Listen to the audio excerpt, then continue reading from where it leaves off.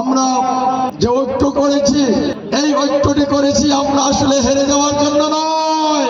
এই জন্য ধন্য জুলাই বিপ্লবে যারা লড়াই করেছেন, নেতৃত্ব দিয়েছেন, জুলাই বিপ্লবের সেই লড়াকু সৈনিকরা আজকে পঞ্চগড়ের মাটিতে পা রেখেছে।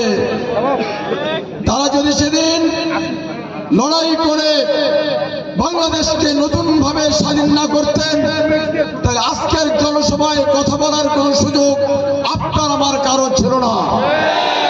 সেই জন্য আমরা আসিফ মাহমুদ সজীবের নেতৃত্বে যারা পঞ্চগড়ে সফর করেছেন তাদেরকে আমরা আবার মোবারকবাদ জানাই।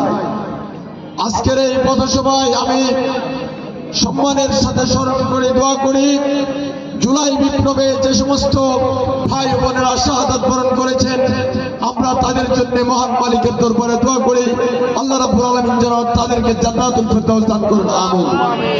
সম্মানিত ভাইরা, আজকে আমরা যে ঐক্য করেছি, এই ঐক্যটি করেছি আমরা আসলে হেরে যাওয়ার জন্য নয়।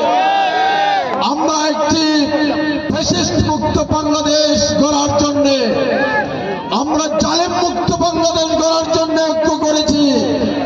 আমরা আগামীর বাংলাদেশ কোন জালিমের হাতে ছেড়ে দিতে চাই না। আগামীর বাংলাদেশে কোন সন্ত্রাসী চাঁদাবাজ আমাদের পার্লামেন্টের মসনদে বসুক, এটাকে আপনারা চান? আপনারা কি চান কোন খুনি এবং ধর্ষক গোষ্ঠী বাংলার মসনদে সমাসীন হোক? এটা কি আপনারা চান? আমরা যদি সেটা না চাই, তাহলে 11 দলীয় ঐক্যের যে ঐক্য গঠন করা হয়েছে, এই ঐক্যের প্রার্থীদেরকে, ঐক্যের মনোনীত প্রার্থীদেরকে সারা বাংলাদেশে আমাদের ভোট দিয়ে তাদেরকে বিজয়ের মালা পরাতে হবে।